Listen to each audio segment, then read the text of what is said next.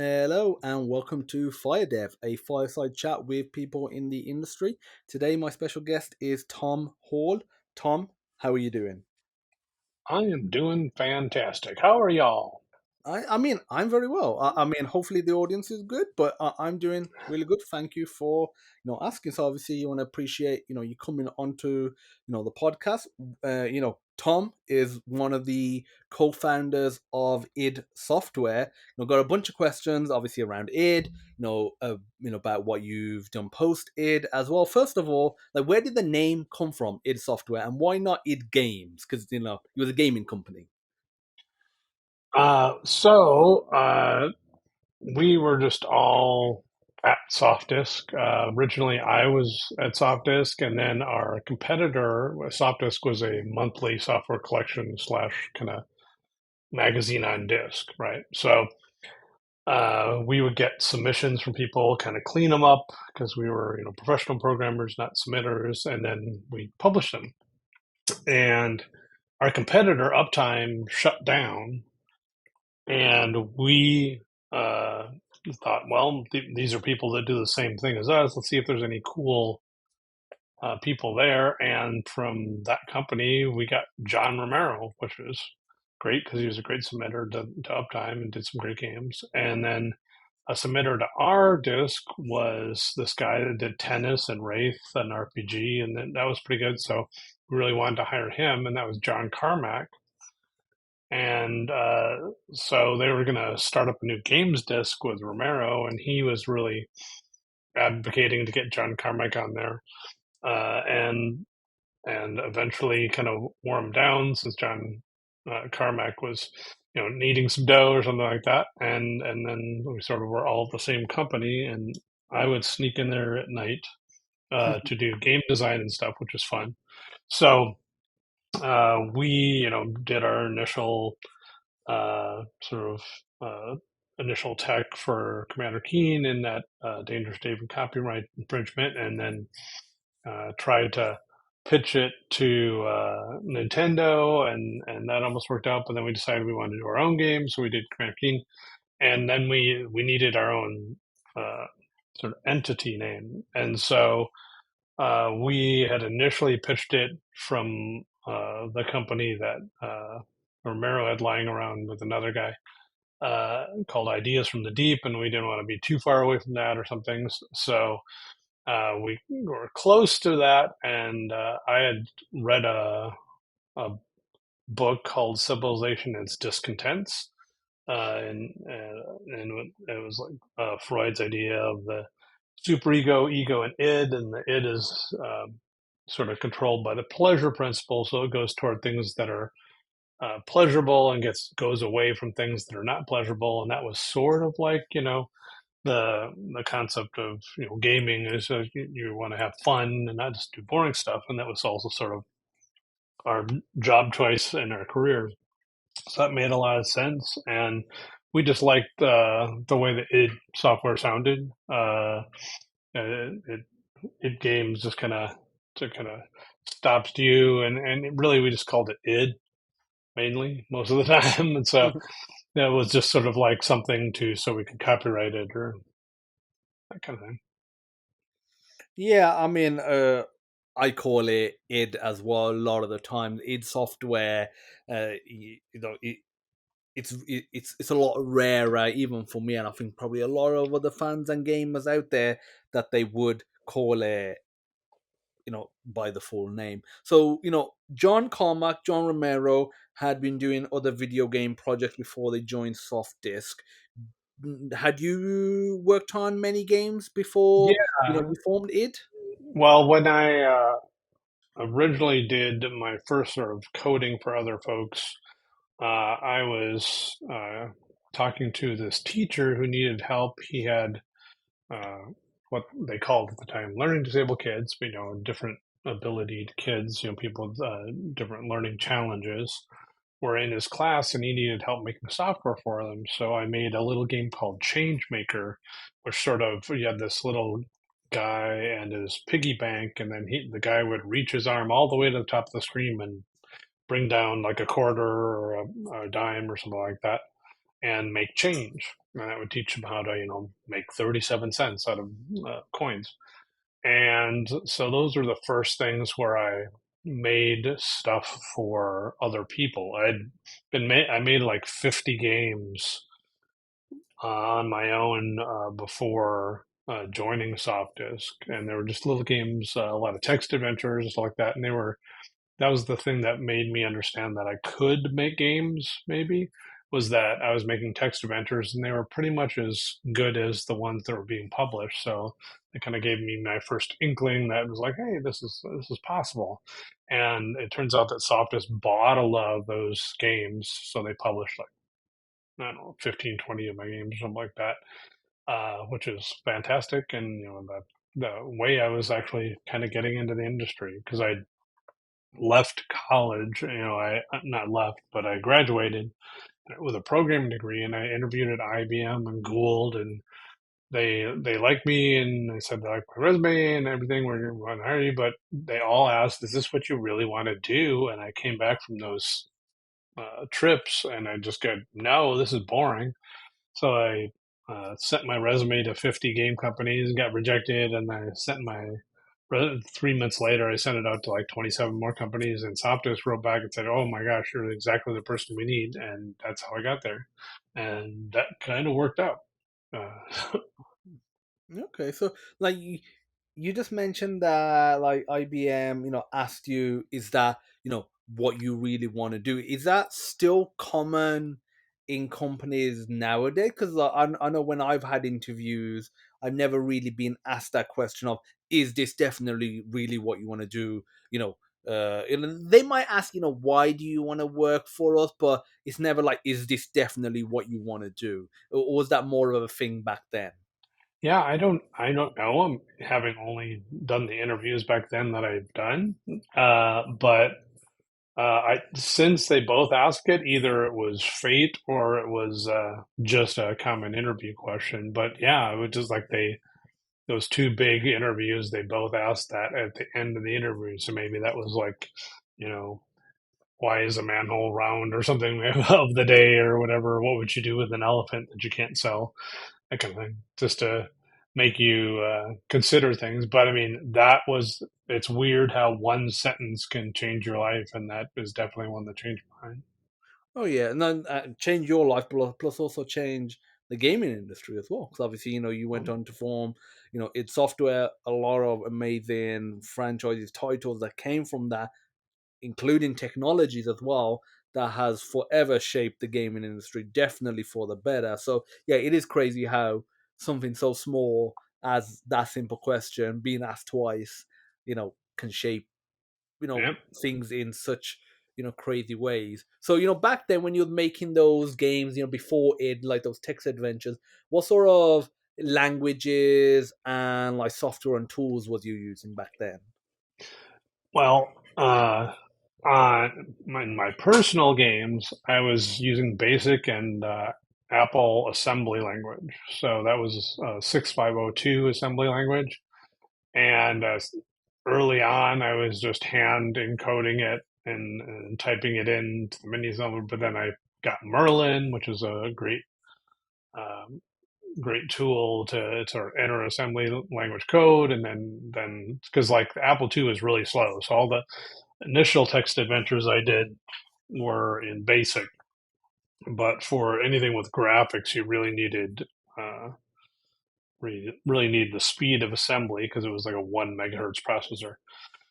So a lot of times, even if I was doing a game with graphics in BASIC, I would have like sort of routines, like a thing that would draw text on the screen or a thing that would play sounds that were in assembly, and I would just sort of load those into memory and then call those when I had to. And eventually, when I was at Sofdisk, I ported all my text adventures to assembly just so they were snappy and zippy. But in college, I did everything from C to Lisp to Prolog to microcode, which is actually just you're sort of programming what would then become a computer chip, and an actual circuit. So I did like a chat program in that. So um, and Pascal and all sorts of languages. So in college, you're just sort of like, hey, learn this language. There's a program due next week. So that it's kind of speed you have to go, and it's kind of nice to be able to sort of stay in the language for a little while. And but it was cool experience anyway. Okay. And you mentioned that you did work. Obviously, you're one of the creators of the Commander Keen game, and then you also said that you had a deal with Nintendo, and you guys backed out of that deal. Like, what was the reason for backing out instead of Yeah, going with Nintendo? yeah. We didn't really. We weren't the one that backed out. So basically, the story is. Um, Carmack got the little guy moving over a smooth scrolling tile background, which was a trick he figured out in EGA, and I thought, oh, this is amazing. And I saw that and was like, wow, that's really cool. And then I looked over in the corner, and we had a Nintendo Entertainment System, and Super Mario 3 was there, and I said, like, well, why don't we, as a joke, make the first level of Super Mario 3 tonight? And he goes, yeah, let's do it. So he was furiously coding and making you able to collide with tiles, and I was copying every single bit of graphics on Super Mario 3, the first level 1-1, and it's giving him like, okay, I put this value here, and this means it's out. Okay, I'll use that. And so we just smashed on that thing and got it done at 3:30 in the morning, and just put a little desk on Romero's desk that said "Play Me," and uh, and then we crashed, and we got back in, and Romero just pulled us in the room and said, I've been playing this all day. We are so out of here. This is amazing. And I was like, what? It was a joke. So Jay Wilbur, we also hired from Uptime, and he knew a person at Nintendo kind of. So we actually kind of kind of asked them, sent that to them, and they were excited about it. So we made a real Super Mario 3 demo, uh, and that got all the way up to the head table at Nintendo, but they decided they didn't want to go into the PC market like in a big way. So they said, we can't really do that. So I was like, oh no, we have this great platform demo, and what should we do? And it's like, well, let's make our own thing. And so, um, we all talked about it, and I can make up anything. And Carmack said something like, maybe a kid that saves the galaxy or something. So I went back to my room and just sort of furiously typed out the Commander Keen, Defender of Justice thing that you hear or see at the start of Commander Keen 1. And I came back and read it to them all in a kind of a Walter Winchell sort of newsreel voice, Commander Keen. And Carmack applauded at the end of it. And so that sounded like that was a fun thing to do. So that we just dove in and made that. Okay, so when you did that Super Mario 3 level, kind of just as a joke, Yeah. was id Software formed at that point, or was it still a soft disk? No, we were at Soft Disk. We were just making games, and it was just like this was a cool tech, and so we made that demo, but Soft Disk didn't see the magic of it and didn't want to publish it because it couldn't also be done in CGA. So we were just like, oh my gosh, this is like, why are you limiting yourself to like small things when this is a revolution, and this is, you got to strike while the iron's hot. And that was just unfortunate. We didn't see eye to eye. And so just kind of lit out on our own. Yeah, I mean, sometimes that happens. I feel like the tech industry and gaming industry is made up of many of those stories where in an established company there's a few guys, they come up with something, whether it's a game, a technology, whatever it is, and the top guys there, they just don't see the point of it, and or they don't think it's something they can market, and as a result they potentially lose out on a big thing. Obviously, you can do the counter argument of how successful could Commander Keen have been if he stayed within soft disk versus you guys forming your own company, and could Doom and those or everything else that it came up with, could that have come out of soft disk, and would it have been as popular? So yeah, it is kind of a balancing act of how much could you have done within soft disks still within their policy. Framework, Yes. yes. So outside of Commander Keen, what other games did you work on whilst that in software, and in what capacity? Well, I was the creative director there, so basically lead designer for all these games, and we made about, I don't know how many, 15 to 20 games together. So part of our leaving of that company was they were going to be left in a lurch, and they were going to want to get mad at us. So we agreed to make like a dozen games for that Gamer's Edge disc, which would now have no employees. So while we were making all the games that people really know from mid software, we were also making like 12 of these little tiny games, like a game a month. And the cool thing about that was we got to try all sorts of genres, puzzle games and sort of mahjong was in there. And we did a Commander Keen episode, which I didn't really want to do because that would be, as it was, kind of a lost episode. But we sort of got through all those, and it was kind of like, I don't know, soft disk and those 12 games were kind of like working at McDonald's. It was like you don't get paid a lot for them, but boy, you get a lot of experience making them, and that really honed our craft. It was like the Beatles going to Hamburg or something. So Also, yeah, well, yeah, and also I miss. So then the ones people know, Commander Keen, the various 1 through 6. We also did Keen Dreams, did Wolfenstein, Spirit of Destiny, and all the games that let part of those 12 games were games that were practicing for Wolfenstein. So we made Hover Tank, sort of our first 3D game. Catacombs 3D, which could be the first person shooter, but doesn't have a gun in the center, so it's close. It's arguably the first. And then Wolfenstein was the first one that had all the elements that are familiar a first person shooter has. And then we did Spear of Destiny, and then worked on Doom, and then I basically left at the end of Doom Shareware. Okay. And some of the games like Doom, Wolfenstein, how long did those games take to make?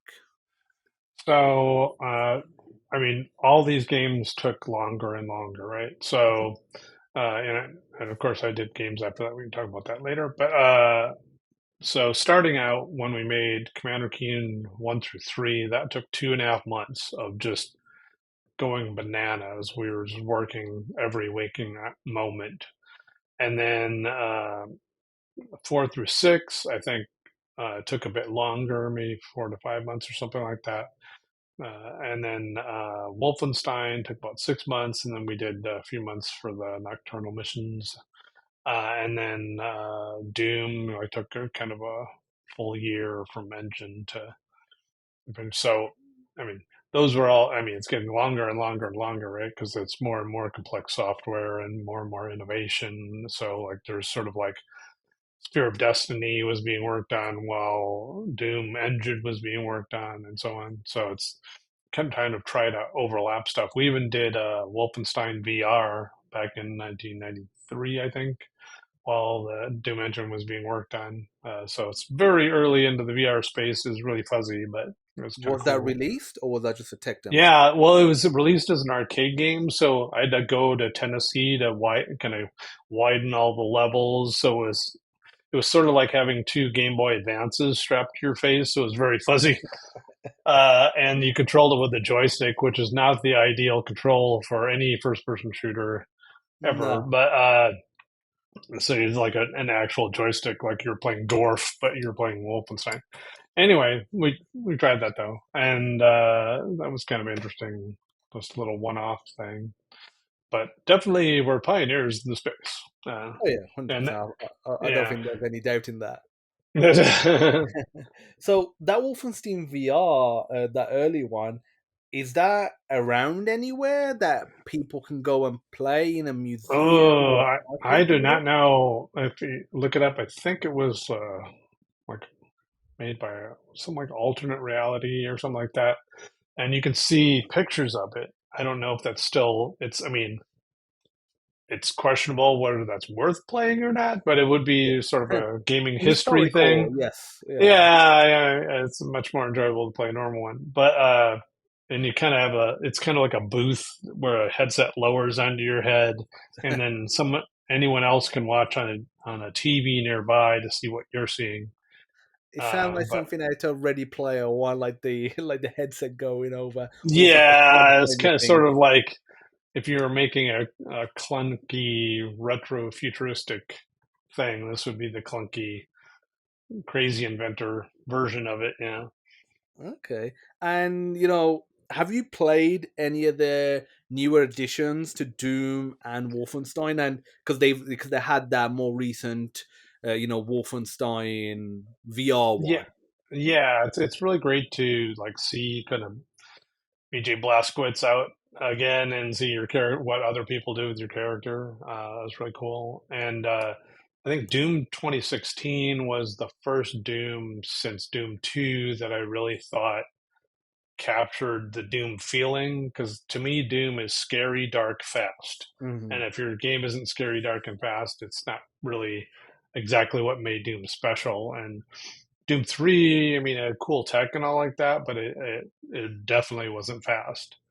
It was It had very scary. slow, yes. Yeah, Yeah. so I mean, I appreciate the tech, and I got excited at the start of it because there were physics objects because I had ideas back in Doom, the original Doom, to like have sort of chairs you could bump into and kind of trigger environment dangers so you could avoid them and stuff, and that actually was there, but then it was just in the first room and no one cared about it. There's no use of it whatsoever in the games, which is unfortunate, but a cool tech demo anyway. Yeah, yeah, and yeah, Doom Three.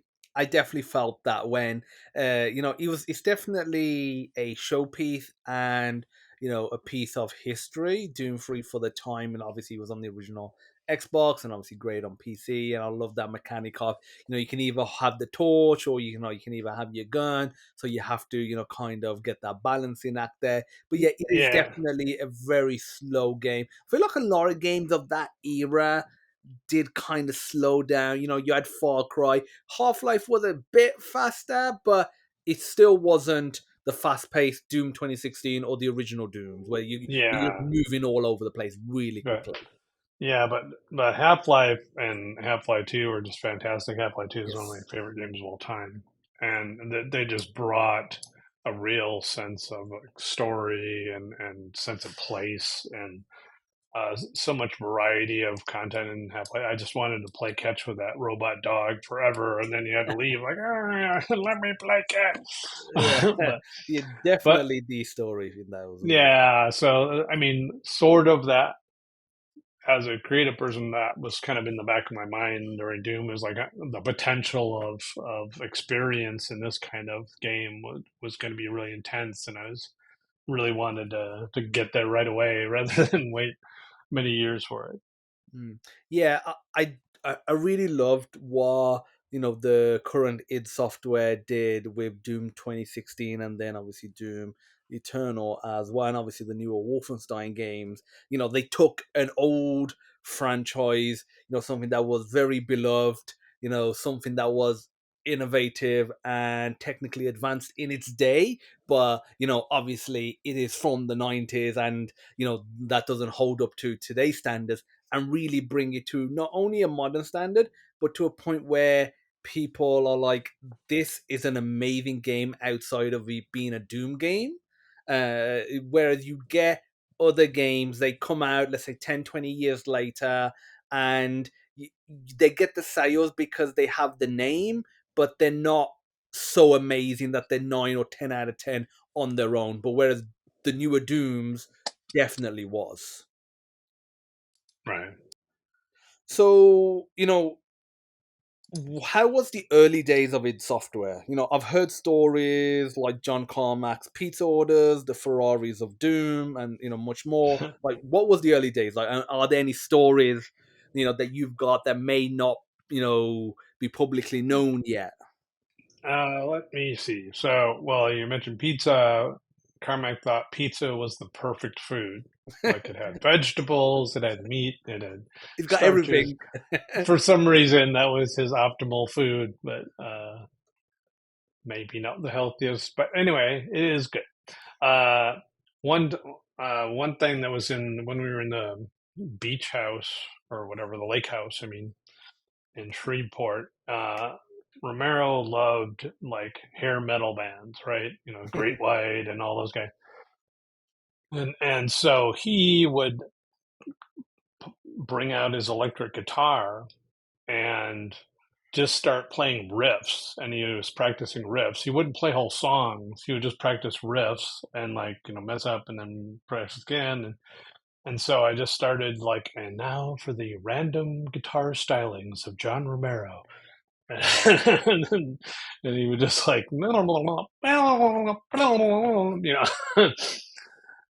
it was funny. And when driving, Romero will always like, if one of those songs is playing, he'll sort of play the fret fingering on the steering wheel as he drives, which is funny.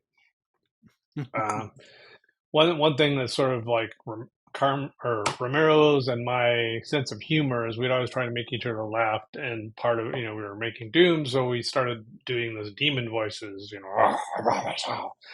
and but I'd always try to do something to make Romero laugh by doing a juxtaposition of what I was saying and what it sounded like. So it's like, I want a snow cone. Give me a snow cone, and sort of like a demon asking for a frozen treat. And then I think the rest of the people left the room for a second, and then Carmack goes, "I do not understand the joke about the snow cone." So, well, we have a very specific sense of humor, so that was kind of that. Okay. So, you was at id Software for 2 years. Why I did was you leave? three Was years, it three about three years? years. So, sorry, Yeah. 3 years. So, like, why did you leave? Because it didn't, collapse. It was still going on. Yeah, so I mean, it's in John's book and in Masters of Doom and all that stuff. It just at a certain point, Carmack and I were cutting butting heads about. He kept wanting less and less polys, less and less polys, less polygons in the level. So it just, and he gave me a book of like cement buildings, which were just essentially rectangular slabs of cement, and it was like, this is not going to be cool looking. And he would kind of like hover over my desk and make sure I wasn't adding too many Too many polygons. And polygons. yeah, and it was just like, this is really kind of shutting me down creatively, and it was just very bad mentally for me. And uh, I had to fight to get push walls in Wolfenstein, and it felt very sensitive to like everything I was trying to add. Uh, and it just seemed like he wanted like very simple levels to show off his tech or something. And so it was just hard for me to get in a mental space of creation, and we weren't that great at communicating because we were a bunch of young dudes, right? So yeah, we just kind of had a meeting and then said it creatively working out, and that's fine. And then, I mean, Romero, finished off the design, which is great. And then, but we had already kind of basically got to share where to. And then uh, after he did that, then that blew up. And then during Quake, he kind of had the same kind of creative limitations. Like, here's some skull keys for the hellish area. And it's like, nope.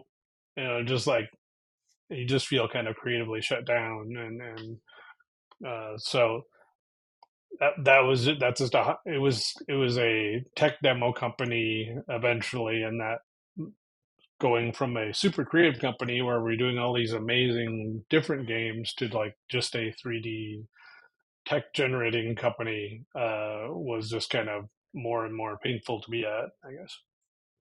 Okay. And like, what was Carmack's reasoning behind less, you know, polygons? Because Well, that he would he was naturally make the game look, not as good. yeah. I mean, he wanted his tech to look amazing, which I completely understand. But I mean, What was his tech Romero though that he was trying to show off then? Doom. He's trying to do the Doom engine, right? So, and then, but Romero, to his credit, said like, "Screw that! I made this cool level. Make your engine faster." And by that time, I was kind of demoralized and all. And from that, my output wasn't great because I was just like felt kind of like limited in that limited space. So that worked out going forward for them, but it's just like it happened again, sort of on Quake, and so it just I think at least for Romero, Carmack had regrets about like kind of uh, parting ways and stuff like that. So in the Okay. end, like there needs to be a balance of tech and Yeah. creativity. Yeah, I mean, 100%, agree. You've got to, you know, have a balance. Otherwise it's just too much of a tech demo or too much of a, a concept Yeah, piece that and nobody there's wants nothing to. wrong with that. I mean, it's great if that's what you want to make, but in a world of limited creativity and more tech, I'd rather make something more creative. Yeah, I think that's fair enough.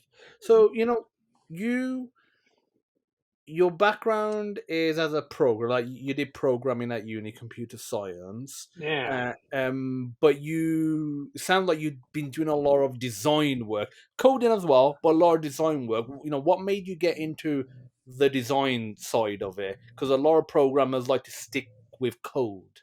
right. So basically, when I was a teenager, I got into writing. So I'd write sci-fi stories, and I'd write poetry, and I was making Super 8 films. Like you see in the movie Super 8, kind of like that was my childhood.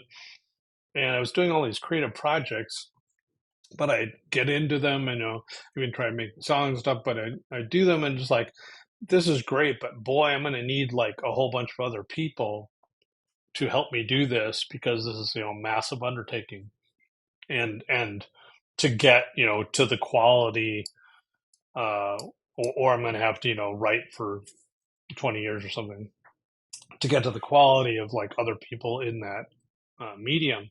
And then I remember the day on June 9th, 1980, my dad got an Apple II Plus, and I just lived on that thing all summer. This was so amazing and so like easy to get into. The games were so cool and new and stuff, and it was perfect. It was the start of the summer, so I could just bathe in that. And when I started doing my first games, it was like, oh wow, this is almost publishing quality. I probably should have published them. There were other ones that were that level.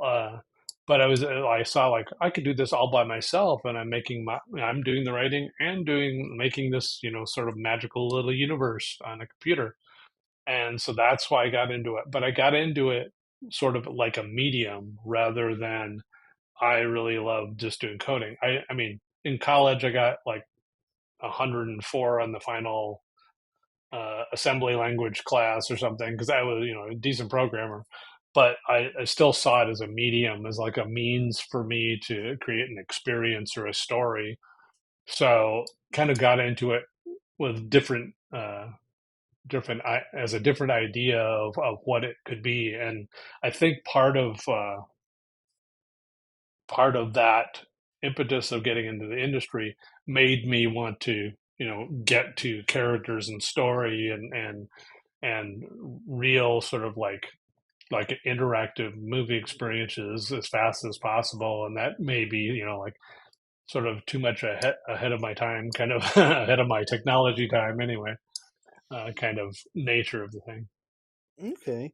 So, post id, what did you do then? What projects did you work on, and what are you working on right So now? post it, I did went over to Apogee/3D Realms and did Rise of the Triad, and I did the story and the initial idea that became Trip Bombs for Duke Nukem 3D. They kind of just finished a bunch of levels and said, "Hey Tom, can you make a story for this?" It's like alien eggs and you got kind of strippers in there, and like what the hell could possibly make a story out of this? But I kind of mushed it together, and that was fun.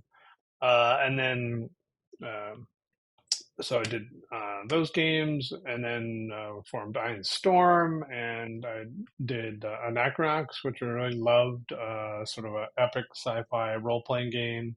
I was a big fan of Chrono Trigger, so this was kind of a Western take on that kind of three-person in a party idea.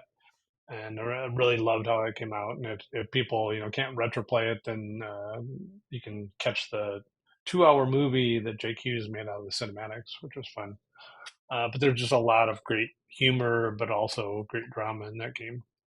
And then after that, did phone games, and our phone games were cool and just at the forefront again. Like I was after being at the forefront of technology, where I was looking for the newest, coolest thing. And because a publisher kind of messed us over, we missed being at the start of the iPhone by 6 months, which is unfortunate. Anyway, after that, company was Monkey Stone. Then I worked with Midway for a while, and then worked on MMOs for a while, and then again to free play games, and did which was a bizarre career turn. I did a sort of a diner dash game with Gordon Ramsay, so I got to uh, write a script for him, direct him, and act with him, which is weird, and show him the sublime scrambled eggs that I made, his recipe. But he was a really, really, really great guy to work with. And then after sort of the free play zone, I actually did a free Were play there game. many F bombs from Well, Gordon involved? actually, yeah, that many of the thing is, I got to write crazy curses for him to say like new things that he'd never said before.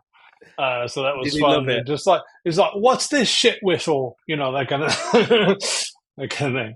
It was just so funny. He was like, "What is this?" It's like, "Just read it, man." So it was fun, and he's a great joker too. He's just like sometimes he comes in just rolling with jokes, and he's a really solid guy to work with.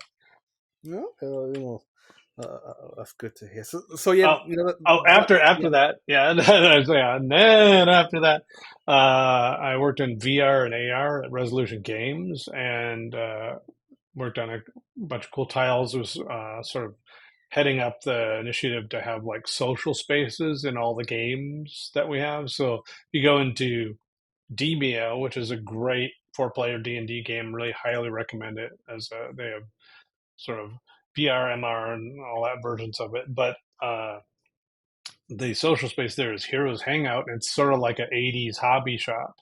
And so designed all things in there, and you can actually go in there and play an homage I did to Gauntlet called Hauntlet, and you can just play a little video game by actually just grabbing the controls in VR and beginning to play.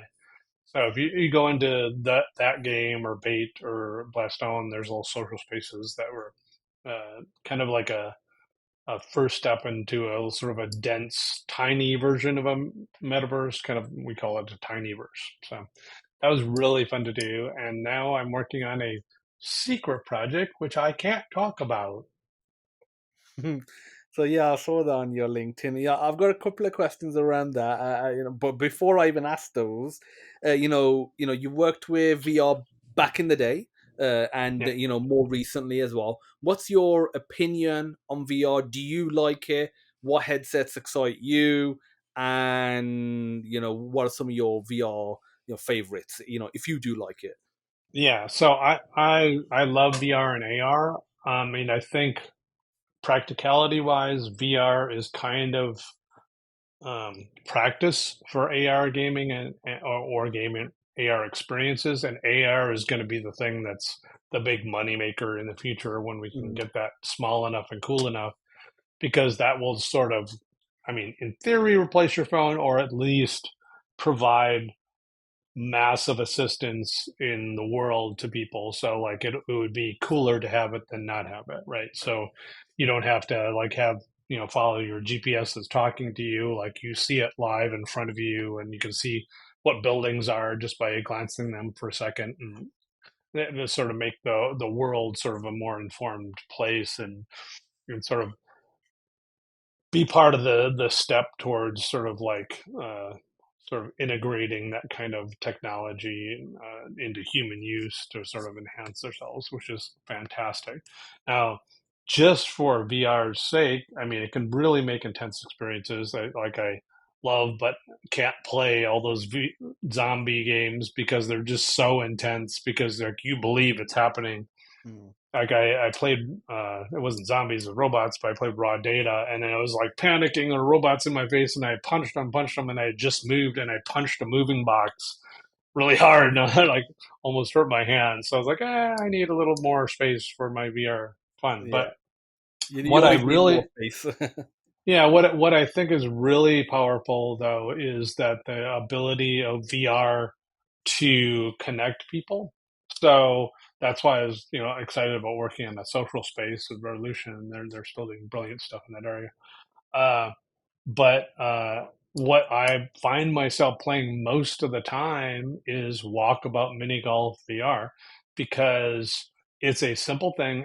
Everybody knows how to play it, so there's no friction to playing, right? Because everybody knows how to play mini golf, and you just need sort of one hand, so it's a little more accessible. And so I can play that with friends, in cities I've left, or a friend of mine's in London, and so I can play mini golf with him and just kind of talk about stuff, and just kind of hang out. And that's what's so great about it. Yeah. Okay. So, obviously we've all these, amazing VR experiences, all these, amazing VR, consoles, headsets as well. What's your favorite one? Because for me, I love the Quest. I've got a Valve Index and I've had a HTC Vive Pro as well. But even though they're better headsets, I like the convenience of like a Quest 2 or a Quest 3 or a Pro if you have that one. So like, what's Yeah. your go-to one?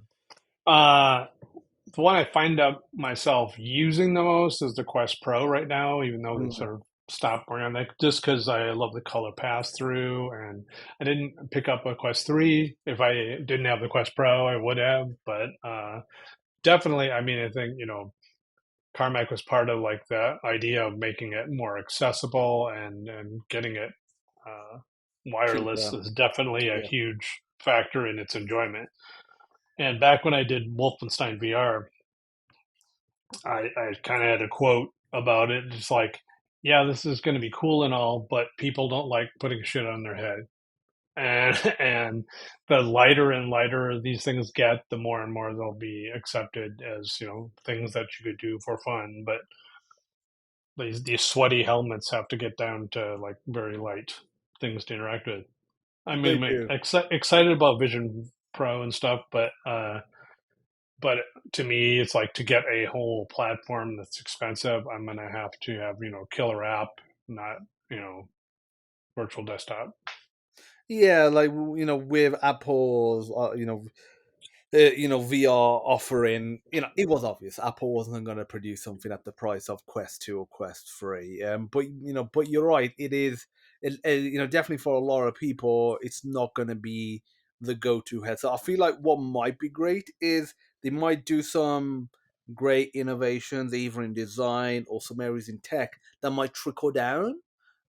Yeah, Into the cheaper headsets, either because now it's known and Apple's yeah, done the research and spent the money on it, and they either copy it or they get mm, influenced by it. I think that'll be a great thing. And certain yeah, things that they've experimented with that other companies may not have wanted to spend tens of millions trying it out right, because they're not too sure about that experience. Whereas Apple's got the war chest to do it. yeah, So I think that will definitely be one area that Apple Vision will definitely succeeding. But I agree. I've got a Quest Pro as well, and I've thought about the Quest 3, and I was like, I've got a Quest 2. got a Quest Pro. If I didn't have the Pro, probably would have got the third one. But yeah, it like you said, no cables is amazing. Obviously, it has the Oculus, the Link, or the Quest Link, I guess, because they're not calling it Right, Oculus now. But yeah, like they've got that Link functionality. If you want the PC wired gaming, you can do right. that. But the fact that you can just take it to any room, like to your friend's house, I love that. Yeah, that's a really really important innovation. I do like the how the Vision Pro kind of solves the I'm stuck in the virtual world or stuck in my helmet lo- loss of connection, and kind of like keeps that connection, and that is fantastic. And that's like something not only probably a big company would have the as you say war chest to do, and that's a great step, and so I'm excited, and it's it's light and cool, so I'm excited about all these steps getting closer and closer to something that is really usable by at least the mass market. But of course, the Vision Pro is kind of like aimed at business rather than aimed at general consumers at that price point. It is, but it might be the iPhone of the VR. Like it might be that thing. Okay, the iPhone. I mean, looking back, the iPhone 2G at £350, not that expensive compared to how expensive iPhones are. Are now. If you do a max Right. version, they're like $1,500 or 1,500 quid. Crazy. To think about it. But it might be that thing where the Android of VR comes out. I mean, I guess we kind of got it with the Meta Quest, but it might be even better than that, and you might get a bunch of other headsets, which we already are with like the Pico headsets that Right. might allow developers and companies to really you know put money into it, because they're like, okay, Apple's done it. Apple's really, putting a lot of money into it now. They're succeeding. It's now time for us to spend the money on the software or the hardware. I feel like that might be the moment that what Apple Vision might do is literally the persuasion for companies that are on the fence to get them over. Yeah, it makes a lot of sense. Yeah. So, with all these technological advancements that are happening these days, have you come across that new device, Humane AI? They just announced like the release date and price recently. uh Excuse me. It's called Humane AI. It's like this, Oh. like a projector box that is really small, that sticks on your clothes.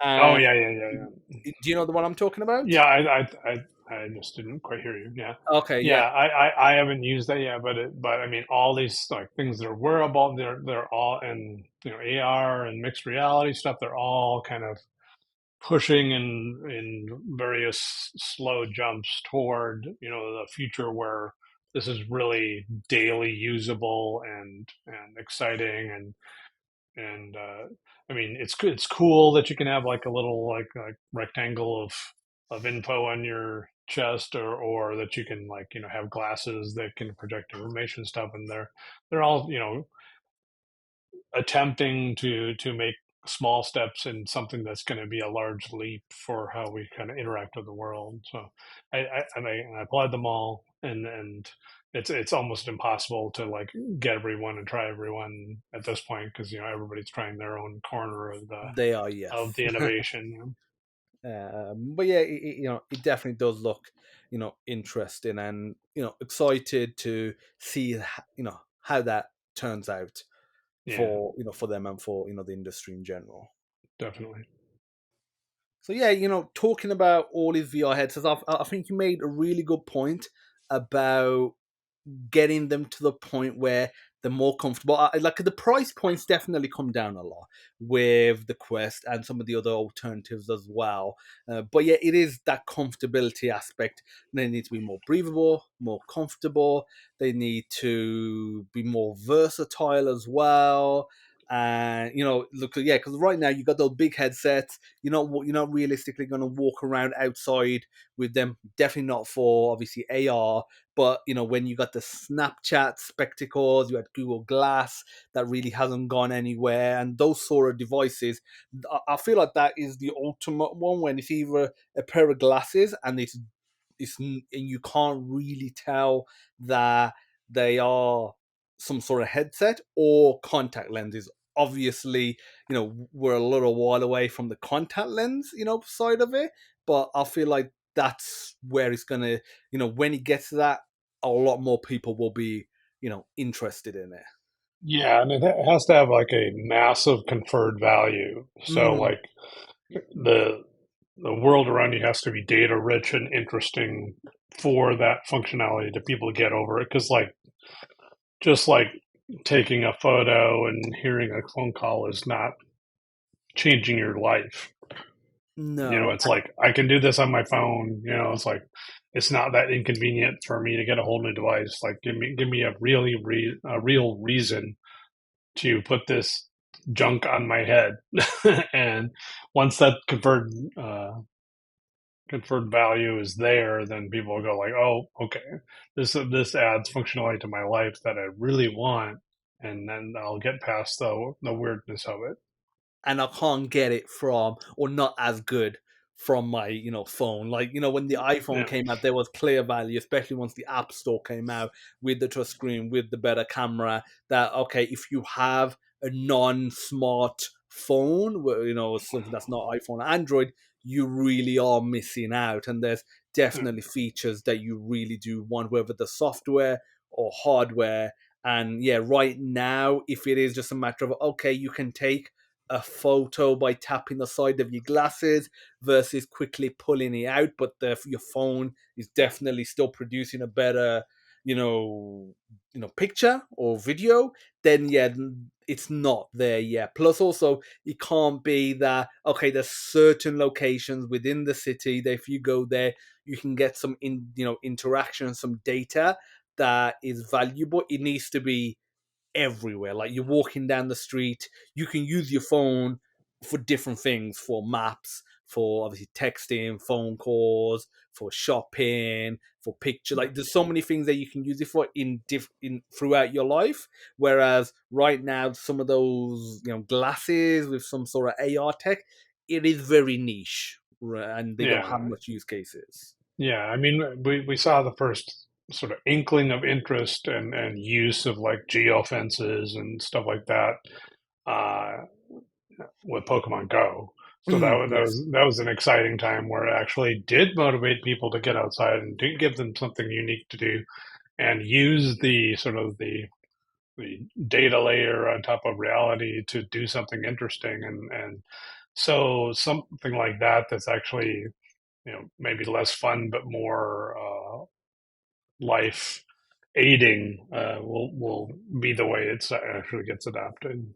Oh yeah, but what I will say is the thing with Pokemon Go is they had that brand recognition. Like I don't think that would have worked if it was some new IP that no one had heard of and didn't have a love and care for. It was the fact that it Yeah, was Pokemon, the fact that people grew upon it, knew about it, and it was like okay, it's a new way of interacting. It's novel, it's cool, it's interesting, but ultimately it's still Pokemon. It's not yeah, something random. yeah. That I mean, their first Ingress offering was a little too nerdy in concept to really get adopted, but maybe that's by choice, just to like nerds will be interested in this, but it was kind of a cool idea, but definitely making it simpler, easier to do, concrete, and then framing it with an IP that sort of young people would like, and then get their parents interested in, and it was simple enough for their parents to understand, which is fantastic. And it's just a great pairing of IP and concept. Yeah, that's definitely a big one. Is getting it to the point where non-technical people can experience it, enjoy it, and they don't feel like they are old and then they're just not, in the loop. anymore, and like devices like the iPhone and the iPad, and I feel like even the Quest, is doing that, where it's like, okay, you're not that technical, or you don't have the time to commit to really become technical. It's fine, you can still get a lot of value out of these devices like the iPhone, and you can get most of like the value, to be fair. Like Yeah, being super nerdy and being super techie, and let's say a programmer or from a technical background, you get a bit more out of it. Don't get me wrong, I definitely know I get more out of my devices than people that are not technical. But how do they get so much value out of it when in reality they can barely turn on a computer? Like yeah. it's insane. And obviously that's the beauty of good UI, good design, then also good software as well, and hardware. Yeah, you're gonna have to, yeah, meet them a little farther to their side Yes. to get them to actually adopt. So, like, how have you found the current state of VR headsets in terms of, game, like play length, comfortability? Because for myself, more than really an hour, again, it's not the fact that I get dizzy on my eyes; it's just the physical headset on my head, like on my face. It just either feels a bit sore, or it's pressing on like the cartilage on my nose. It's just I don't want to be in it for really much longer than an hour because of how it makes me physically feel, like the actual comfortability. How have you found them? Yeah, the Quest Pro is like probably the most comfortable I've used, and I enjoyed playing Demio on that because Demio sessions can be like 2 to 3 hours. Mm. Um, but if you have like a counterweight for the like a one of the sort of mods that they have for the Quest 2, that also works. I mean, I think headsets are getting, that's also a huge uh, point of friction for people, is that they can't play VR for a long time because, either their head gets hot or the headset's uncomfortable or something, and that making things smaller and more comfortable is definitely one of the things that'll make it a better experience for everyone, and make more people want to do it. Oh yeah, for sure. So talking about cutting edge, let's talk about AI. What's your opinion on the current state of AI, the tools that are coming out, like Chat GPT, for example? Yeah, I use Chat GPT for a good bit. I think like anyone that's not sort of like seeing what these tools can do or is going to be left behind, because they're kind of already in everything, and they're just getting better. So it's just a knowledge of that is kind of like, requisite to essentially do tech jobs going forward. Uh, I of course want uh, certain tools not to, like be stealing the art of all my friends that are artists on our team and such, and in the industry. So I'm looking forward to the sort of legislation that makes it, at least they get a piece of the pie for that kind of training, or it doesn't use their data, it trains it on, more legal data sets. But it's part of the sort of the it's like them training them on such a wide data set allowed that leap, and then now it needs to, make more sense to everyone that's been part of that leap, whether they were sort of agreeing to it or not. So hopefully that's fair. But as far as just the general tool, I think they're fantastic. I definitely think like we're jumping leaps and bounds towards artificial general intelligence. Everybody's got their estimate on that, but I think as another tool for humans to use, AR and artificial intelligence is are just hand in hand as far as aiding us to sort of like get information about our world and interact with it in sort of new and interesting ways and understand it even better. And there are things that are just it's a lot better at doing, and the things that it's a lot worse at doing, because right now it's doing an impression of what humans would answer, as opposed to what humans like really reasoning out the answer. necessarily. So I think once it sort of like catches up to itself in a way, as far as what it says it's doing versus what it's actually doing, then that's going to be a huge leap, and that's going to be even more crazy. And it's good that people are considering, like what should be legal to do with these things. But I do have some fears of what bad actors can do as far as like essentially we won't be able to trust any video or audio or text that we see in the future, and there'll have to be like sort of some kind of regulations or transmission control about that, which is kind of weird. But as a tool, as a game designer and coder and stuff like that, I think it's fantastic, and it's going to allow a lot of the drudgery to go away from a lot of jobs. I right now I'm not worried about the creativity side because there is it's lacking sort of like certain creative leaps uh, that are necessary, but it's still an incredible tool just to create a bunch of creative input so that you can, and as a researcher, so that you can just, have a lot of creative output. Oh yeah, like it just allows you to ramp up your workflow, immensely. Stuff that might be tedious, and then you just use it instead of spending an hour doing something very manual, very tedious that doesn't require intellect, but it's just a lot of brute force work. You could automate it within minutes, potentially, and I think that the possibility, for that is definitely very interesting. And I agree, if you're not using or exploring these tools, you really are going to be left behind. Right now, it's not a requirement in a lot of jobs to know how to use ChatGPT or other AI tools like Google's Bard, etc. But it's soon going to be. It's going to be like how knowing how to use Word, Excel, basics of using a computer, obviously using the internet. Like they're very most of the time those skills, those soft skills, don't get mentioned in a job spec, but they're a given that you should have them. And I Yeah. feel like using these tools, essentially being a prompt engineer of sorts, is gonna be crucial. Like you're gonna need to have it. Yeah, definitely. Over the years, you've voiced many video game characters. What are some of the highlights, and how did you get into doing that as well?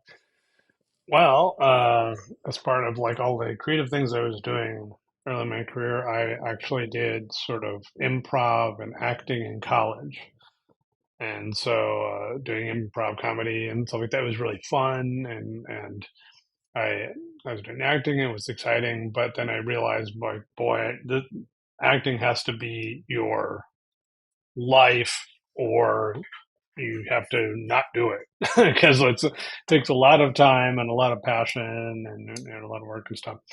But as a kid, I was did voices and sound effects and stuff like that. So I found again games was a great place to do voices and sound effects. I even voiced some of the sound effects for Rise of the Triad because I couldn't find any things that were close to the things I was trying to do. So the spinning blades that come up from the floor as a environment danger is just me going and kind of modifying that sound because there's nothing that was that close to that. It's like that's what I wanted to sound like. And then other voices I did, I had PAL 18 in Aquanox because we interviewed a whole, tested a whole bunch of actors and none of them really got the voice. And then Jake and Richie just said, "Why don't you do it?" And I was like, "Okay." And so I just sort of I've seen my batteries kind of voice. And then the most famous one, I did other one really bad ones in the original Wolfenstein. But well, I'll talk about that. Okay, Wolfenstein, I think it was episode 5 or something, was a boss called Gretel Grossa, which I made up, and it was a female voice. So I recorded temp voices, and we were going to have Kevin Klein's wife record the real voices later, and then we forgot. So it's just me in a bad female voice going, "Kind Dutch gang" or something.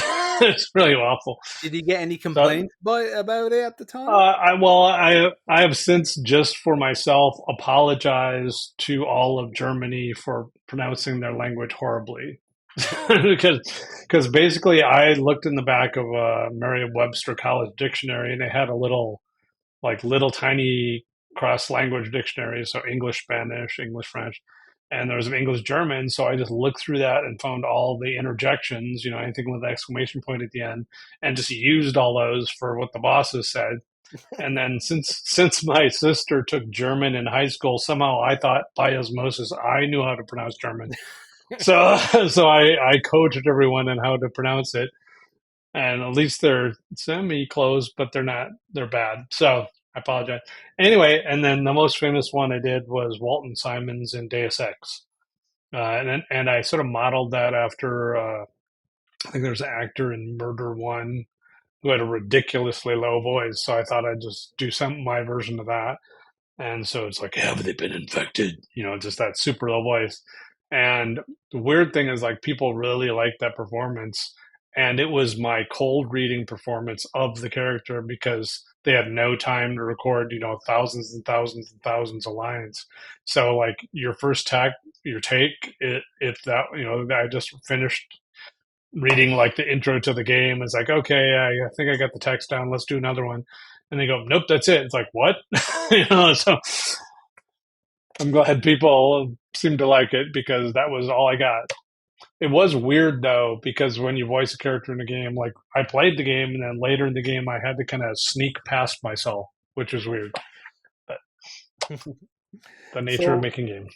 so what was it like working on Deus Ex? Because I remember having a lot of fun time playing the original Deus Ex, Invisible War, and then the more recent ones as well.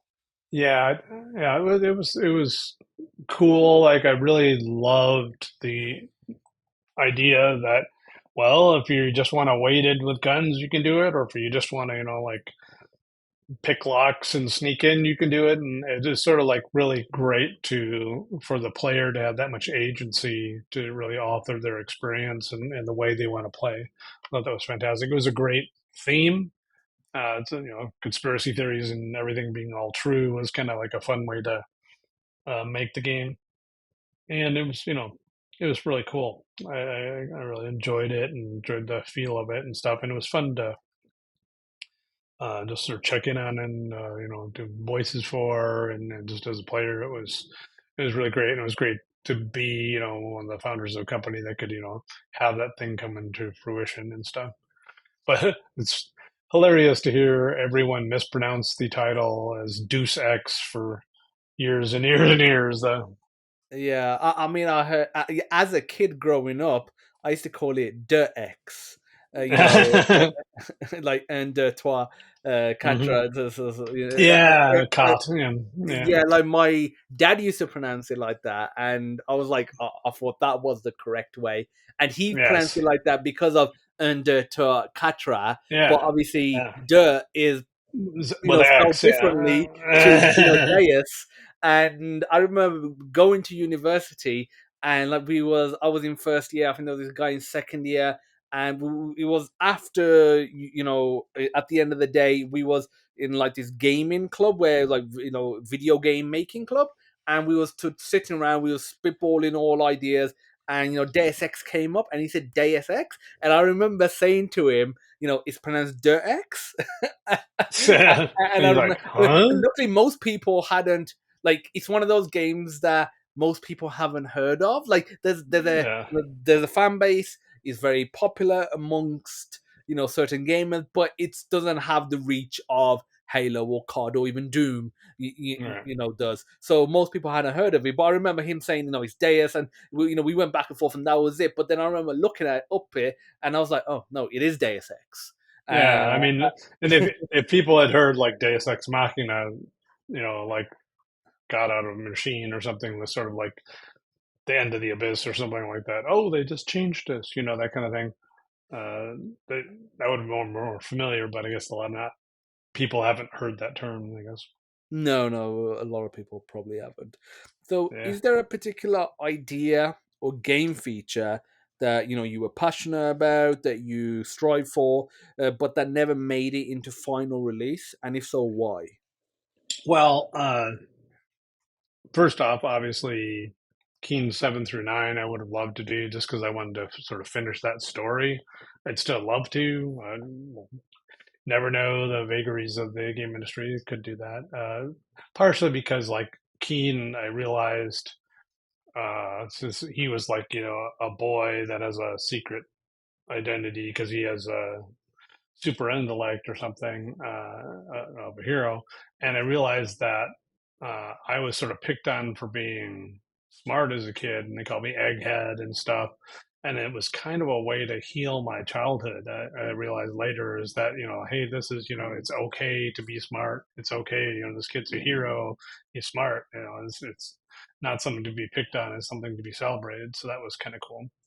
But as far as other ideas, a lot of ideas I kind of keep floating around and they show up later. So I designed the original Prey, which came out and did have grab pass in it, which you could walk up a wall. I had a really strong image of playing a death match, and you could stand on the floor and aim up and shoot a grenade, and it would get caught in the gravity well on the ceiling and the kind of bounce on the ceiling.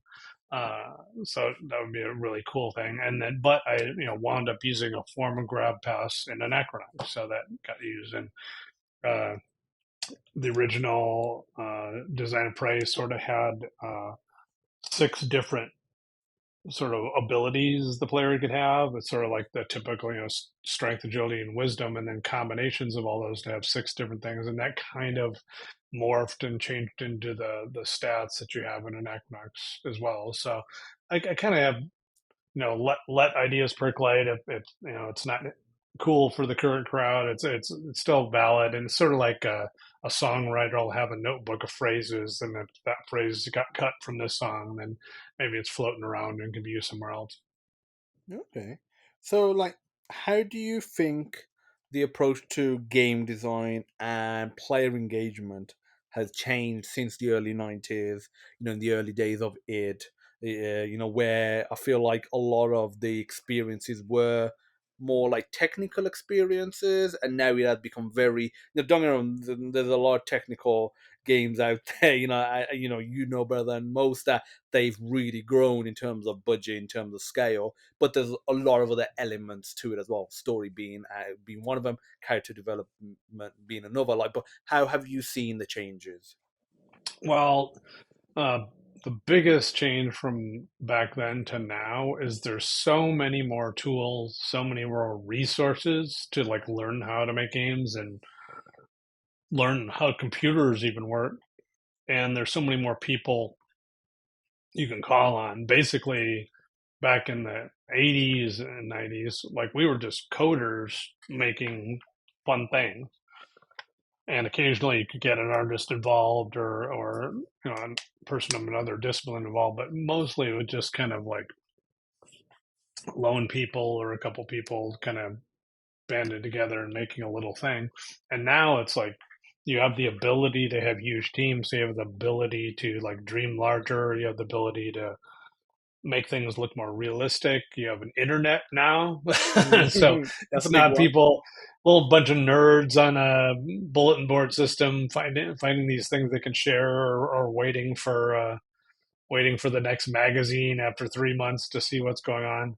I remember those days, So the discs from magazines, the magazines in general, or that sort of stuff. I remember demo discs as well for PS2 and PS1, and having ones for PC where you just get loads of bunch of demos, and that was the gaming that I got sometimes when I couldn't practically ask my parents to buy me a game for, back then, be about 30 quid, but it was cheaper to have a demo disc that had so many different mini games, or mini demos on there. Sometimes whole mini games as well.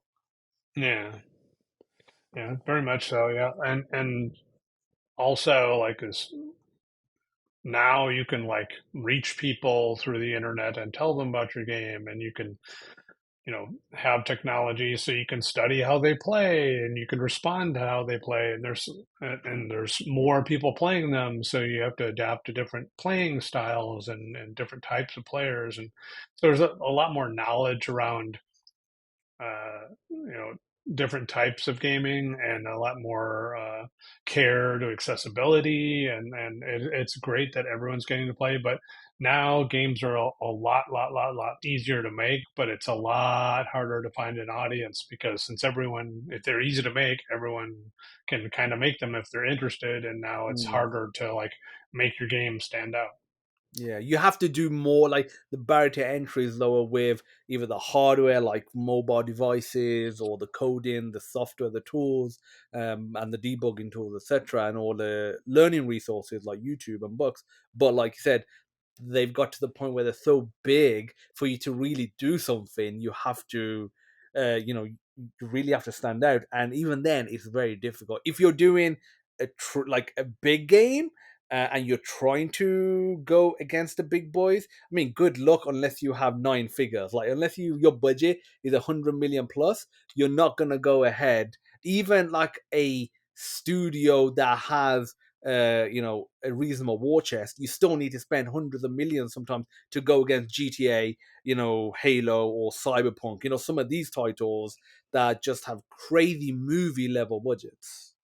Yeah, there's a chance to stand out. Like Celeste was made by a team just doing a bunch of little game jam demos in Pico 8.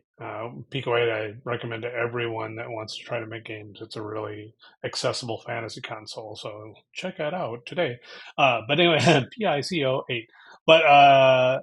But then they made it into a cooler game, for all the consoles, and it came up going to be a big hit. And then some of the folks who worked on Nuclear Throne did Minute, and so there's a whole bunch of chances to be an outlier, but you have to have a really good idea. Like if your game is just about the same or slightly different than games that already exist, it's almost, go ahead and make the game that you want, but it's unlikely you're going to get like a, a big audience for something that's just kind of doing the same thing. So step back and consider how you could make it have a really unique twist, and a really unique story or a unique mechanic, so it stands out amongst just the sea of games out there. It's ridiculous. Oh yeah, the amount of titles, like if you look at mobile, because that's the most accessible platform for most people. It's not going to be consoles for indie developers. It's going to be Android. It's going to be iOS, and obviously you got Steam and Itch as well on PC. Like, yeah, there's so many titles. I feel like if you're just changing it up a little bit, it's you're not gonna stand out. Like, it's either you go full hog and you're fully innovating, and you might not get the reception that you want, or just go full on clone mode. Like, I feel like if you're the middle ground is maybe not the best. Like, sometimes it's better just to. Obviously, there's the ethical side of it and the moral side of it, but there's plenty of developers and mini studios that have done very well, at least financially, just by going the clone route and just cloning existing titles either from one platform to another, changing up the artwork. Sometimes they don't even change up the artwork; it's a direct clone, and they deal with any legal issues that occur. Yeah, And it's just soulless game making at that point. At that moment, you're just yes, making a commodity. So I definitely don't recommend that route. I mean, but gaming now it's sort of like photography was. It used to be this very specific thing with specific tools that were hard to use, and required a lot of specific talent and the darkroom talent and stuff like that. And now everybody has a camera in their pocket. So for you to stand out, you have to do really learn your craft and really do something unique to stand out. And again, the millions and millions of people sharing their photos, and I don't need a photographer for my wedding and that kind of thing. So it's a similar struggle of standing out when anybody can kind of like do the hmm good enough job. oh yeah, for sure. So, like, what's the most unexpected change you've seen in the gaming industry over the years? Well, I mean, I think one of the craziest changes is the advent of AI and what it allows us to kind of rethink about creating games.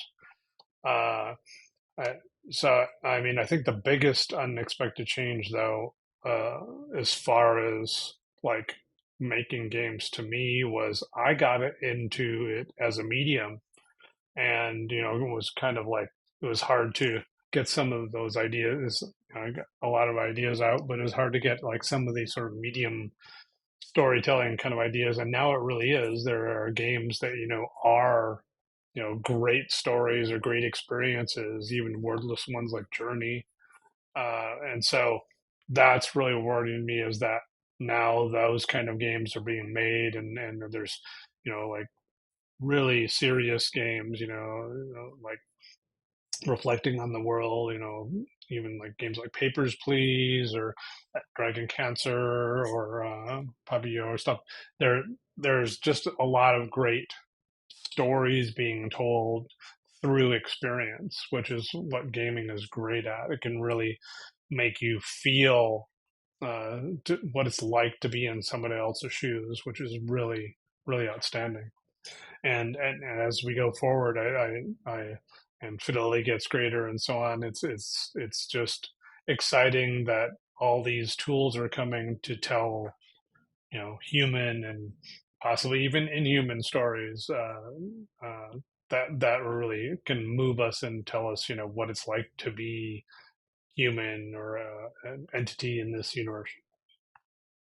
So, like, you've witnessed the growth of modding communities. How do you think user generated content will shape the future of gaming? I think it's fantastic. I mean, as soon as we could, we sort of opened up our game engines to modding, and thought it was fantastic.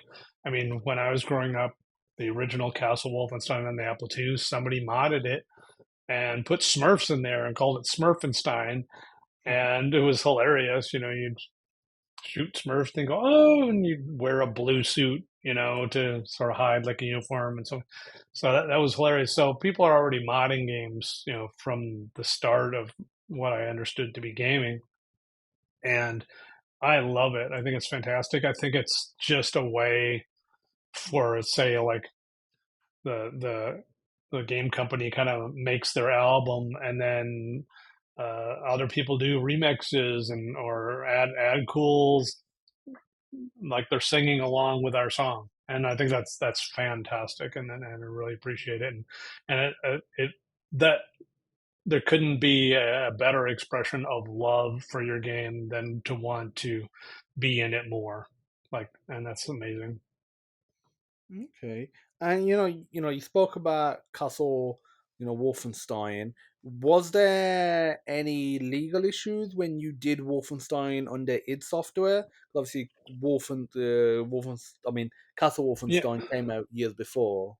yeah. So we we're going over a whole bunch of ideas for the game, science fiction, blah blah blah, and this and that. And so like we have to have something that's a real good uh, enemy, and Romero hit upon, like, well, Wolfenstein was cool because that's sort of like Raiders of the Lost Ark. You're fighting against Nazis, and that's clearly a bad enemy. And it's like, oh yeah, that's great, and sort of the brutal nature of being in World War II meant the things you were doing, as a player, were kind of fit the rawness and brutality of the engine.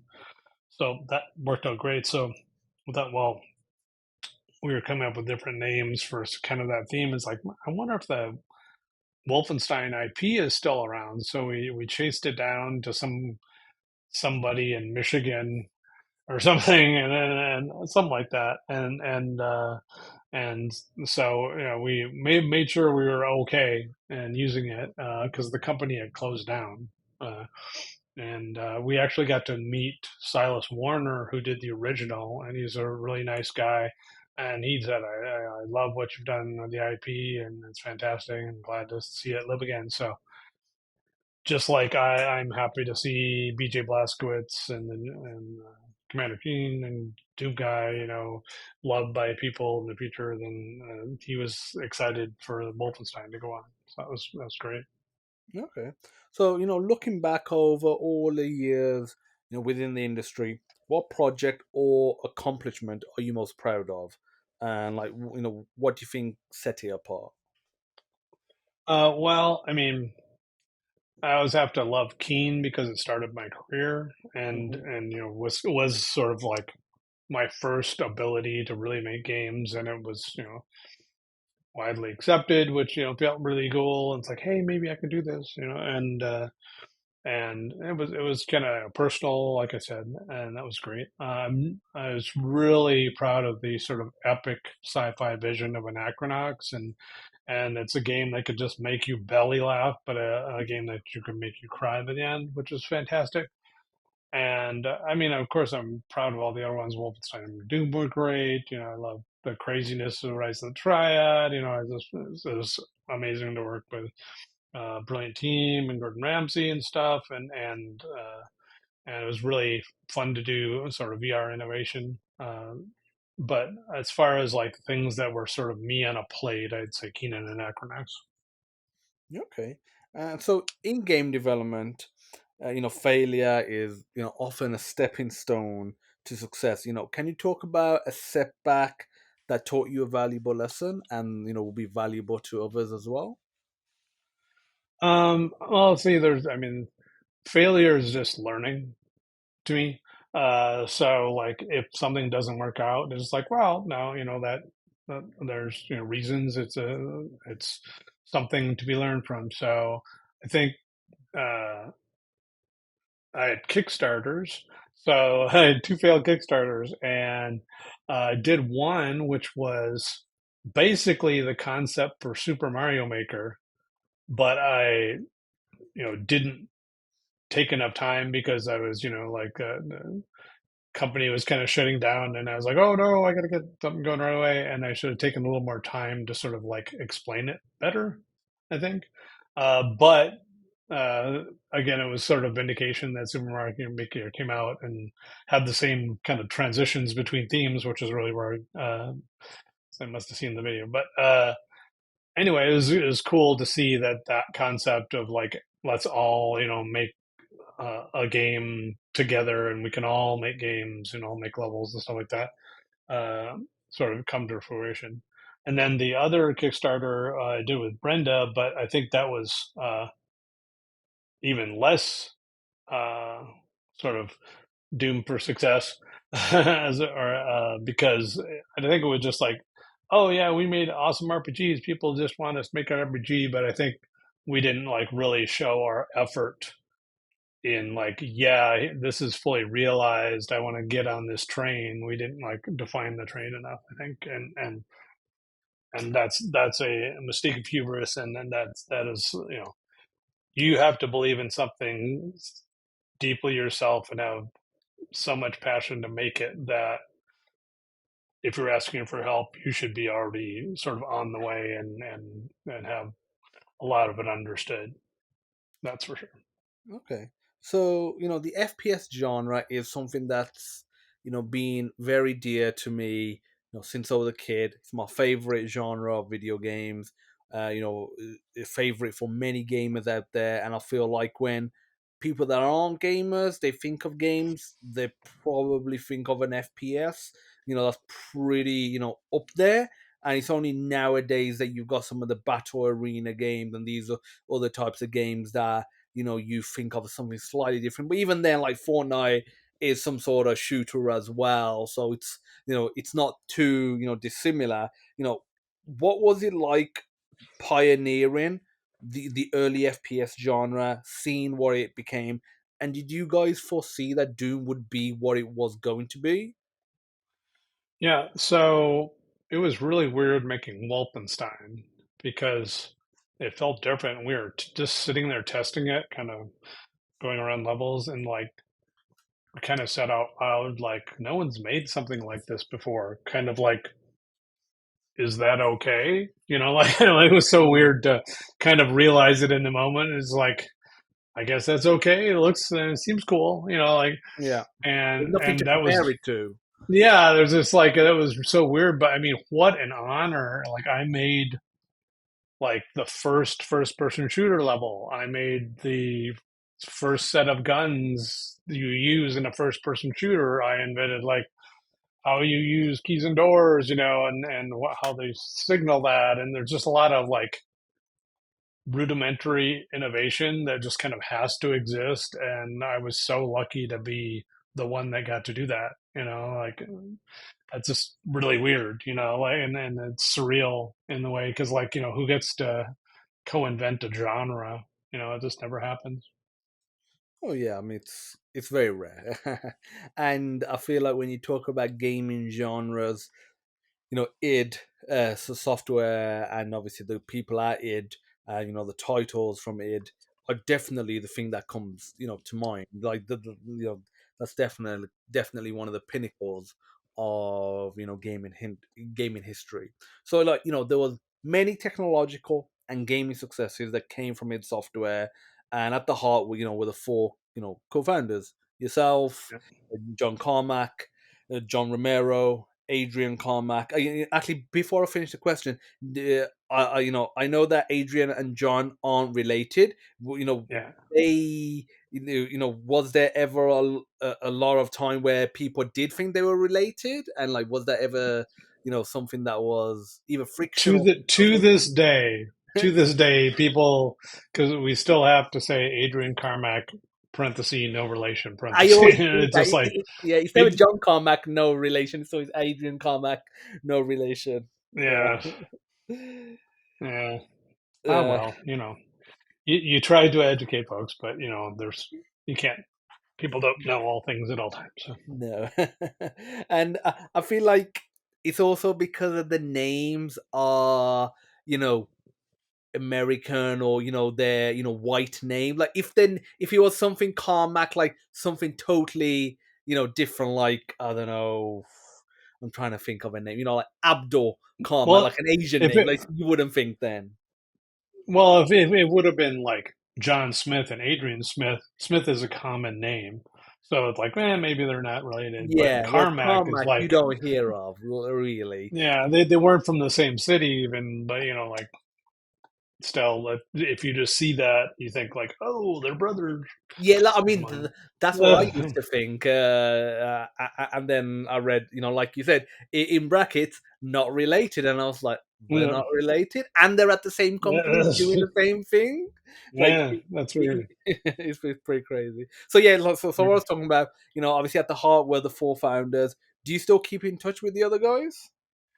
Yeah, I mean, I am mostly in touch with Romero just because we're sort of like hetero life mates, as somebody Hmm. called us. We're just good friends, and we've done a bunch of companies together and so on. I do keep in touch with Carmack occasionally, and I'll speak him stuff. He's actually likes Pico 8 as much as I do, and I've done some games in there. So, and his kids really like Pico 8, so he kind of follows me to keep in touch with that, and we kind of noodled around some things and kind of mentioned each other in articles and stuff.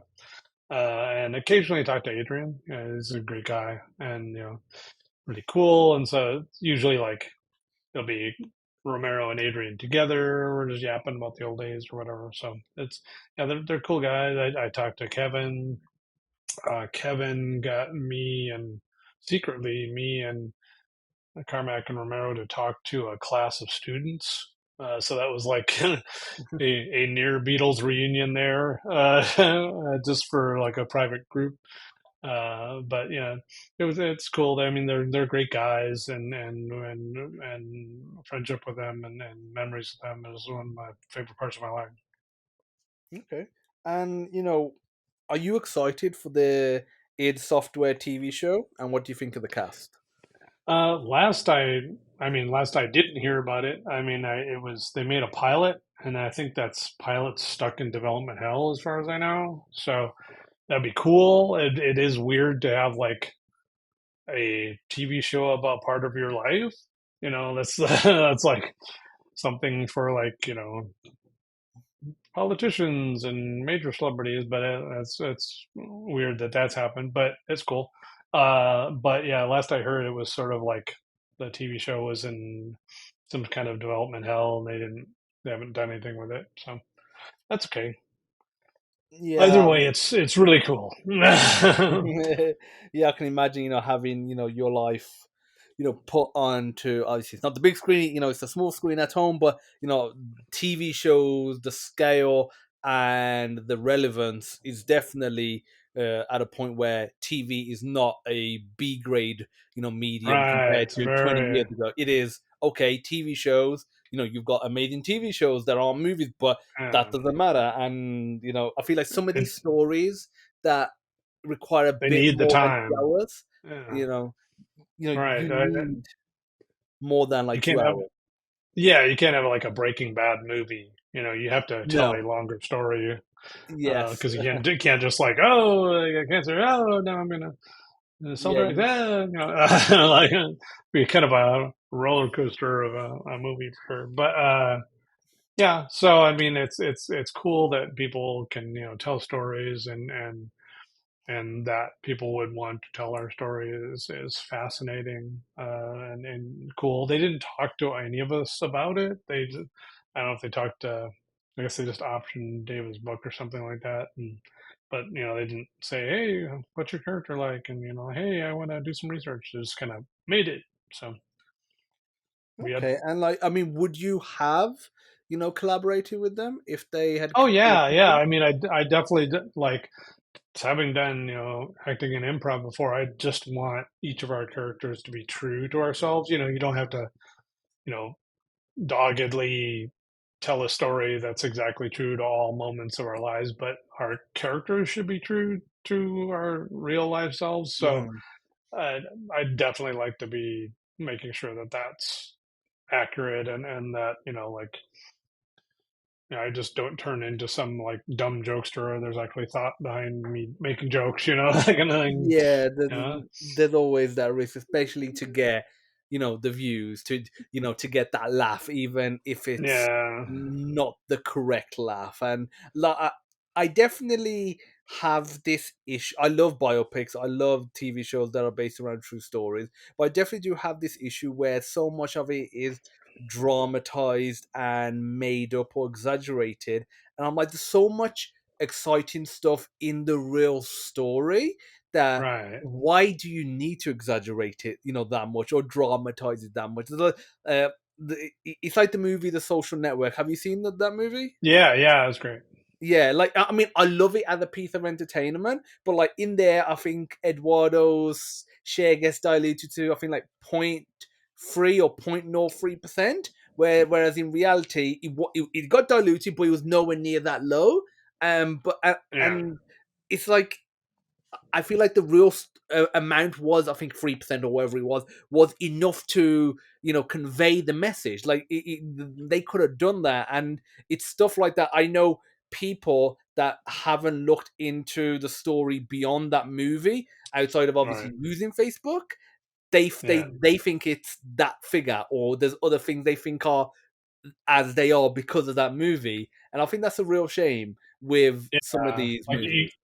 yeah, you could like lay down some truth. Yeah, sure, you can sort of merge characters and do this and that, but like the When there's facts of the real story fabrication, are like great. outright Yeah, fabrication, I feel like that's a disservice to it. yeah, So, before we wrap up, something that I always love doing is a rapid fire round of, fun questions. Are you ready for them, Tom? sure. I am ready and willing. Okay, so, having run companies and formed companies yourself, I think this will be an interesting one. Would you rather run a 10-person company or a 1,000-person company, and why?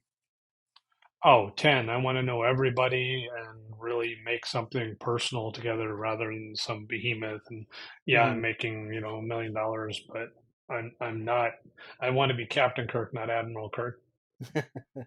Fair enough. I love the analogy though. So yeah, because he was always captain. Like he never got to. I mean, as far as I'm aware, or I mean, were there any storylines where he got to the top rank? Yeah, that's And the whole point of I believe, Star Trek One.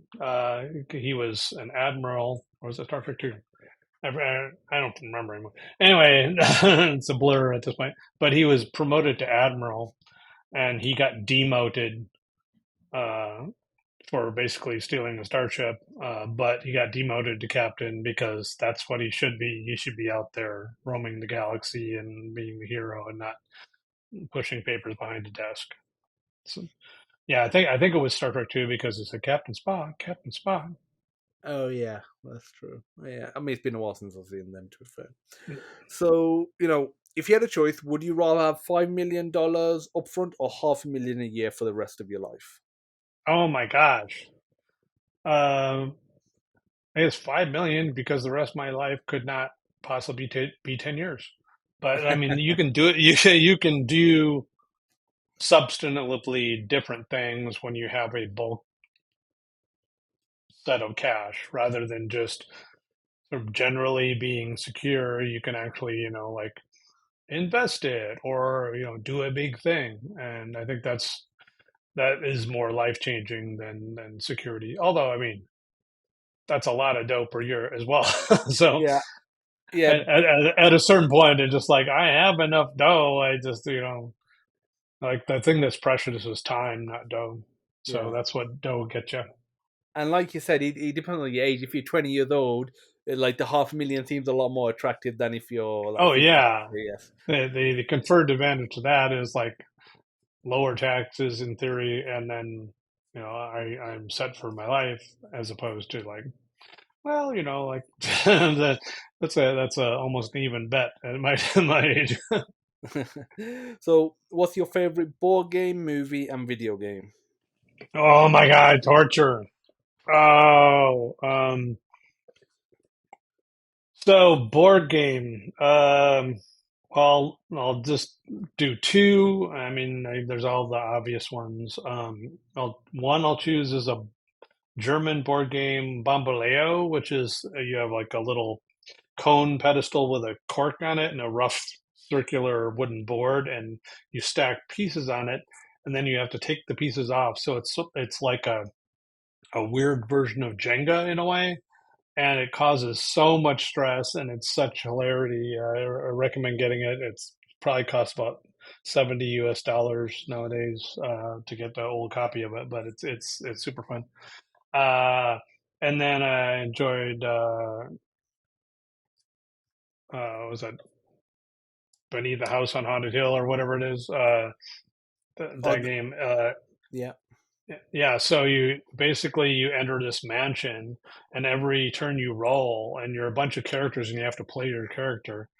And but every turn, it gets more and more likely that something messed up's going to happen. And at the end of a turn, something messed up happens, and one of you turns into a weird monster. And then the game master takes you out of the room and tells you what kind of weird monster you are. And then you get to try to kill all the people that are trying to escape the mansion. And it's super silly and hilarious and super fun to play with people. And I mean, I like all the, like Colors of Time and all that. But those two games come to mind as just fun things to do. All right, so movie, gosh, wow. I don't know. I say I have like 18 to 1900 movies I own, so that's a big question. I will say movies that I like in general. Raiders of Lost Ark is of course great. But I usually say my favorite movie is Rear Window. 'Cause there are just so many fantastic movies, like everything from Amadeus, Amelie, kind of Scotsy, Stalker by Tartovsky. It just goes on and on. Anyway, the favorite game. Come on, torture. I usually say Chrono Trigger, but I mean, there's lots of other games in there. I mean, growing up, it was Sneakers and Wizardry 1 and Ultima 3. And then most currently, I'm playing Super Mario Wonder and tons of other RPGs. And course, Minecraft's got to be in there. Portal 2, Half-Life 2, Walkabout Orange Mini box Golf in VR. general. I was just like, just this is like a torture question that's enough. Okay. So, extending on, what video game are you looking forward to? Obviously, you mentioned some that you're playing, like Super Mario Wonder. Love that game. I just completed it 2 days ago, I want to say. Love that game. Well, I may turn the question around a little bit or change it a little bit. I'm most excited to see what sort of the next version of the Switch is because Mm, my original favorite console was the Super Nintendo, and then that got replaced by the Switch because there's just the interesting potential in it and so many weird things it could do, which is fantastic creatively. And I'm just interested to see if the Switch 2 is like a iteration or another revolution, and that would be very exciting to see what that could be. But for me, like uh, the innovations like Breath of the Wild and Tears of the Game are like sort of holy grail games. Like Demio was a holy grail game of being able to really play D&D together and kind of uh, talk to each other and figure out a strategy and stuff like that. And then those two Zelda games are really like, wow, this is really that open world game where you feel like you have a lot of agency, you can go anywhere, and the things you do are really fun and interesting. So I'm looking for that genre to evolve a bit, and then hopefully we'll see like some stellar, innovative mixed reality game that really sort of changes things up for that platform and makes a strange attractor that'll get people to buy headsets like a lot of games have caused people to buy consoles. okay. And, final question, two-parter. Does money buy you happiness, and what does a good life mean to you? Um, money, a certain amount of money buys happiness because you're not constantly worrying about surviving. But I don't know what that. It used to be $60,000, but I don't know what that is now. It's probably 80,000 or something.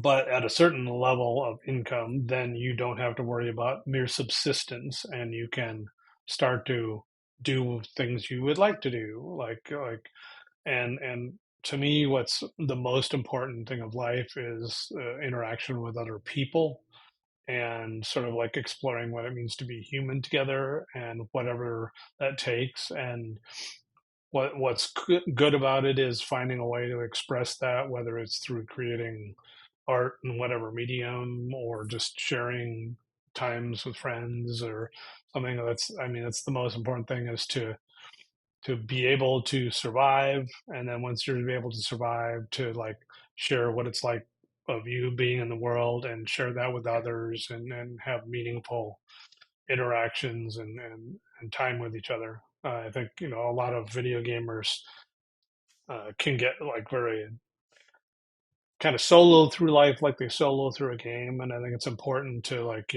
find that bond. And a lot of games, some people have amazing friends online, and then they may be in a place where that's the only friends they have access to. So I think any way that you can have sort of interaction with others and share you know share experiences, that's the best that life can be.